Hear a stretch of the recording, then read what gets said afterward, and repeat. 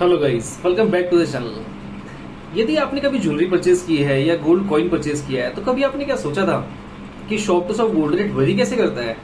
एक शॉप पर अलग गोल्ड रेट होता है, एक शॉप पर के थोड़ा अलग गोल्ड रेट होता है। 100 200 500 का हमेशा फर्क होता है। कई कई बार तो ये 2-2 हजार 3-3 हजार का फर्क आ जाता है। क्या आपने कभी सोचा था कि वर्ल्ड में गोल्ड रेट कैसे डिसाइड होता है? क्या ये इंडिया में कैसे डिसाइड होता है?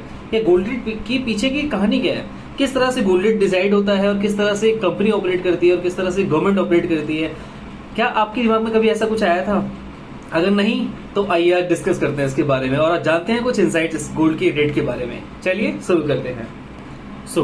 गोल्ड प्राइस को समझने के लिए हमें ये समझना पड़ेगा कि गोल्ड प्राइस कितने प्रकार के होते हैं। बेसिकली गोल्ड के जो प्राइसेस होते हैं वो 4 प्रकार के होते हैं। सबसे पहला होता है स्पॉट प्राइसिंग। स्पॉट प्राइसिंग वो होता है जो करंटली कितनी इमीडिएट डिलीवरी हो सकती है, कितनी फास्ट डिलीवरी हो सकती है, उसके ऊपर डिपेंड करता है। स्पॉट प्राइस वो होता है जो एक इमीडिएटली डिलीवरी को रिप्रेजेंट करता है। दैट मीन्स अगर गोल्ड में चाहिए इन्वेस्टमेंट करनी है, सपोज को जब मुझे एक किलो परचेज करना है तो 1 किलो की मुझे इमीडिएट डिलीवरी का रेट क्या मिलेगा, उसे बोलते हैं स्पॉट प्राइसिंग। दूसरा होता है फ्यूचर प्राइसिंग। फ्यूचर प्राइसिंग वो होती है जहां पर कॉन्ट्रैक्ट डिलीवरीज होती है। सपोज करो मुझे अगर मेरी कंट्री के लिए, अगर मैं एज ए कंट्री ओनर बात करूं या एज ए स्टेट ओनर बात करूं, तो अगर मुझे मेरे स्टेट के लिए, मेरी कंट्री के लिए 500 मीट्रिक टन की जरूरत है तो मैं इमीडिएटली फॉरन कॉन्ट्रैक्ट करूंगा और मैं इस चीज के लिए कॉन्ट्रैक्ट फ्यूचर परचेजिंग के लिए फाइनल कर दूंगा कि मुझे इतना गोल्ड कॉइन मेरी कंट्री के लिए चाहिए। एक वो होती है फ्यूचर प्राइसिंग। दूसरा अगला होता है फिक्स प्राइसिंग। फिक्स प्राइसिंग वो होती है जो LBMA, London Boolean market association, एक बेंचमार्क सेट कर देता है कि हम कॉन्ट्रैक्ट इतना मिल चुका है ग्लोबली, हम इसके ऊपर ही प्राइस को बेच सकते हैं, इससे नीचे नहीं बेच सकते। अगर इससे नीचे हम बेचते हैं तो हमारा लॉस है इसके अंदर, इसलिए हमें इसको ऊपर ही करना पड़ेगा। वो एक बेंचमार्क सेट कर देती है। अगला होता है रिटेल प्राइसिंग। रिटेल प्राइसिंग वो होती है जहां पर हम देखते हैं फिजिकली, हम स्टोर टू स्टोर विजिट करते हैं और देखते हैं कि हर जगह पर अलग अलग प्राइस है। जो हमारे ज्वेलर हमें प्राइस ऑफर करते हैं उसमें टैक्सेस इंक्लूड होते हैं, मार्जिन इंक्लूड होता है और अदर टैक्सेस। सपोज जैसे अभी इंडिया के अंदर गोल्ड आता है तो उस टाइम पे ड्यूटी पे करनी पड़ती है। के बारे में लंदन बुलियन मार्केट एसोसिएशन के बारे में। LBMA सबसे बड़ा दुनिया का एक सबसे बड़ा गोल्ड का प्राइस सेंट्रिक एक एसोसिएशन है जो कि गोल्ड के प्राइस को सेट करता है। यहाँ पर गोल्ड की फिक्सिंग होती है। यहाँ एक स्पेसिफिक टाइम में गोल्ड का प्राइस ऑफिशियली फिक्स किया जाता है। हर दिन में 2 बार, सुबह 10:30 बजे और शाम को 3 बजे यूके टाइम के अकॉर्डिंग गोल्ड का रेट फिक्स होता है। यहाँ 5 बड़े बैंक्स इंक्लूड होते हैं पूरे वर्ल्ड लेवल पे जो कि प्राइस को डिसाइड करने में हेल्प करते हैं, जैसे HSBC bank, JP Morgan Chase, Scotia Mocatta, UBS, ICBC standard bank और एक अदर एसोसिएशन होती है जिसको बोलते हैं Comex. Comex is a commodity exchange. Commodity exchange वो होता है जहां पर फ्यूचर के कॉन्ट्रैक्ट्स को देखे जाते हैं और फ्यूचर में हमारी डिमांड एंड सप्लाई को जस्टिफाई किया जाता है कि क्या हमारी डिमांड इतनी है और क्या हम उतनी सप्लाई कर पाएंगे। अगर हमारी डिमांड कम होती है और सप्लाई ज्यादा होती है तो गोल्ड का रेट ऑटोमेटिकली कम हो जाएगा। और इसी के अगेंस्ट अगर गोल्ड का रेट प्राइस बढ़ता है तो आप उससे अंदाजा लगा सकते हैं कि गोल्ड की डिमांड बहुत ज्यादा बढ़ चुकी है, इसीलिए गोल्ड का प्राइस बढ़ रहा है। अब हम बात करते हैं कि गोल्ड का रेट क्यों बढ़ता है और क्यों घटता है, उसके पीछे का रीजन क्या है। तो सबसे बड़ा रीजन इसमें ये होता है डिमांड एंड सप्लाई का। गोल्ड के रेट को जब भी कभी आपने देखा होगा सडनली वो नहीं बढ़ता। जैसे आज आपने देखा है 80,000 चल रहा है तो कल वो 85,000 नहीं हो जाएगा, 90,000 नहीं हो जाएगा। आज अगर 80,000 रुपए है तो कल को बढ़ के 81,000 या 82,000 हो सकता है। दैट मीन्स गोल्ड का रेट कंसिस्टेंटली बढ़ता है। एक लेवल पर आने के बाद वो ऐसा नहीं है कि सडनली बढ़ना स्टार्ट हो जाएगा, एकदम से कम हो जाएगा। तो छोटे छोटे बहुत सारे फैक्टर्स होते हैं जो कि गोल्ड के रेट को डिसाइड करने में हेल्प करते हैं और इसके प्राइस को फ्लक्चुएट करने में हेल्प करते हैं। जैसे कि पहला है demand and supply. Demand and supply वो मेथड है जो हर चीज में अप्लाई होता है, इसी तरह से गोल्ड में भी अप्लाई होता है। गोल्ड में आप कभी भी देखेंगे जैसे ही इसकी डिमांड बढ़ जाएगी गोल्ड का रेट भी बढ़ना स्टार्ट हो जाएगा। जैसे ही डिमांड कम हो जाएगी वैसे ही सप्लाई भी बढ़ जाएगी और उसका प्राइस भी थोड़ा सा कम हो जाएगा। ये मेन रीजन होता है। सेकंड रीजन होता है करेंसी स्ट्रेंथ का। जैसे कि आप सब जानते हैं कि जो गोल्ड होता है वो यूएस से होता है करेंसी स्ट्रेंथ इसलिए कहा जाता है इसमें क्योंकि गोल्ड के रेट को डिसाइड करने में यूएसए सबसे बड़ी हेल्प प्ले करता है। लंदन बुलियन मार्केट एसोसिएशन और कॉमेक्स दोनों ही एसोसिएशन यूएसए बेस्ड डॉलर पे ही चलती है। तो डॉलर का प्राइस अगर कम होता है या फिर ज्यादा होता है तो उस अकॉर्डिंग इसके प्राइस में फ्लक्चुएशन होती है। सपोज करो अगर डॉलर प्राइस कम हो जाता है तो प्राइस भी गोल्ड रेट का कम हो जाएगा। अब आप कह रहे होंगे ऐसा क्यों? क्योंकि गोल्ड रेट कम हुआ है, अगर डॉलर कम हुआ है तो प्राइस तो बढ़ना चाहिए, बट कम क्यों हुआ? उसके पीछे का रीजन ये होता है कि किसी भी कंट्री को परचेजिंग करने के लिए, गोल्ड की परचेजिंग करने के लिए खासकर डॉलर की जरूरत पड़ती है, और अगर डॉलर सस्ता हो जाएगा तो बाकी करेंसीज महंगी हो जाएंगी ऑटोमेटिकली। जैसे इंडिया की कंडीशन इस टाइम पे, इंडिया का जो प्राइस है INR जो प्राइस है इस टाइम पे 85.5 समथिंग ट्रेड कर रहा है। दैट मीन्स अगर हम 85 रुपीज पे करते हैं तो उसके अगेंस्ट हमें $1 मिल जाएगा। सपोज करो अगर वही प्राइस घट करके 84,000 या फिर 80,000 रुपये हो जाता है, तो हमारी जो करेंसी है उसकी स्ट्रेंथ बढ़ जाएगी। स्ट्रेंथ बढ़ते के साथ ही हम और एम्पावर हो जाएंगे, हम और ज्यादा गोल्ड की परचेजिंग करेंगे, और जितनी ज्यादा हम परचेजिंग करेंगे उतनी ही ज्यादा वर्ल्ड लेवल पे परचेजिंग होगी, क्योंकि डॉलर रेट सस्ता हो चुका है।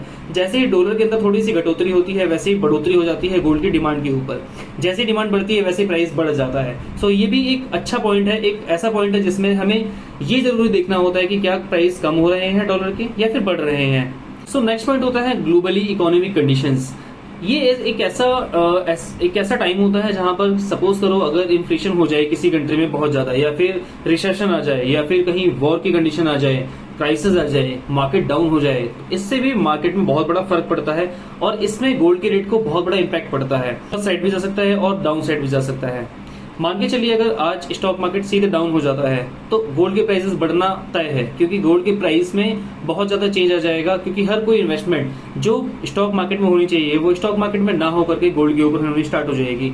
सो वहां से कम इंडस्ट्रीज उठेगी और वहां से इन्वेस्टमेंट उठेगी और गोल्ड में डायरेक्टली इम्पैक्ट पड़ेगा, इसकी डिमांड के ऊपर फर्क पड़ेगा, और जैसे ही डिमांड के ऊपर फर्क पड़ेगा गोल्ड के प्राइसेस बढ़ने स्टार्ट हो जाएंगे। अगला पॉइंट होता है जियोपॉलिटिकल टेंशंस। जैसे अभी देखा होगा आपने रिसेंटली रशिया और यूक्रेन के ऊपर वॉर चल रहा था, दोनों कंट्रीज आपस में वॉर की स्थिति में थी। उस टाइम पे गोल्ड का रेट बहुत ज्यादा फ्लक्चुएट किया। उसके बाद अभी आपने रिसेंटली देखा होगा ट्रेड वॉर स्टार्ट हो चुका था यूएसए, चाइना और अदर कंट्रीज की तरफ से। अभी क्या हुआ था कुछ टाइम पहले ही, जैसे ही यूएसए ने रेसिप्रोकल टैरिफ स्टार्ट कर दिया था, उस टैरिफ के तहत हर कंट्री के ऊपर एक अलग प्रकार का टैक्स लगाया गया था, एक अलग प्रकार की ड्यूटी बढ़ाई गई थी। उसमें अभी जितना भी आपने देखा है गोल्ड के रेट में जो फ्लक्चुएशन आया है, उसमें मेन रीजन ये भी है क्योंकि जो बड़ी इन्वेस्टमेंट होती है अलग कंट्रीज में अदर इन्वेस्टर्स के थ्रू, वो कंटिन्यू वहां से चेंज हो जाती है और अपना सेगमेंट चेंज करके वो गोल्ड की तरफ शिफ्ट कर लेती है। ये भी एक बहुत बड़ा रीजन है गोल्ड के प्राइस को चेंज करने में। सो अभी तक आपने जाना कि फैक्ट क्या क्या हो सकते हैं, इसमें किस तरह से गोल्ड के प्राइस को इफेक्ट पड़ता है। अब जानते हैं गोल्ड का प्राइस एग्जैक्टली डिसाइड कैसे होता है। तो लंदन बुलियन मार्केट एसोसिएशन, ये एक ऐसी एसोसिएशन है जो कि पर डे गोल्ड के रेट को डिसाइड करती है, उसमें काफी हेल्प करती है। सपोज कीजिए $2300 प्रति ऑन्स का रेट है, क्योंकि यूएसए में ऑन्स ही चलता है और यूएसए ऑन्स में डील करते हैं, तो उसके अकॉर्डिंग हर कंट्री को अपना अपना अलग अलग प्राइस निकालना पड़ता है। जैसे इंडिया के अंदर ग्राम चलता है वैसे ही यूएसए के अंदर ऑन्स चलता है। तो सपोज कीजिए 2300 का ऑन्स का प्राइस निकाला लंदन बुलियन मार्केट एसोसिएशन में।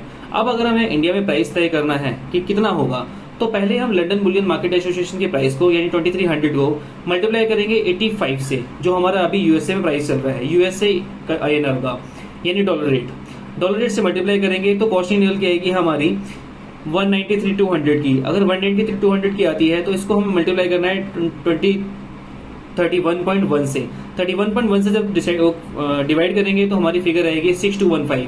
6215 जो फिगर है उसमें ये पर ग्राम का रेट आ जाता है हमारे पास। अब इसमें हम 9% की ड्यूटी ऐड कर लेंगे जो कि इंडियन गवर्नमेंट अलाउ करती है, हर टैक्स के लगता है। उसके ऊपर टैक्स आता है GST 3%।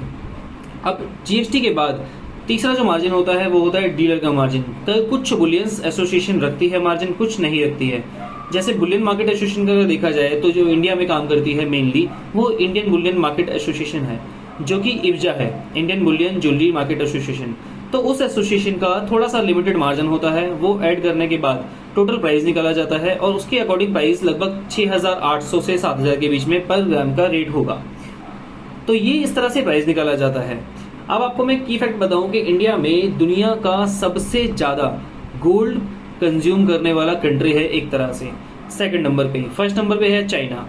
तो हम इंडिया के अंदर बहुत ज्यादा गोल्ड कंज्यूम करते हैं और जितना भी हम कंज्यूम करते हैं उसका 28%, almost 28 to 30% gold house hold में ही यूज होता है। दैट मीन्स वो गृहिणी जो घर में ज्वेलरी यूज करती हैं, जो छोटी सी इयरिंग से लेकर के बड़े से हैवी ज्वेलरी परचेज करती हैं, सबसे ज्यादा गोल्ड वहां पर यूज होता है हमारे।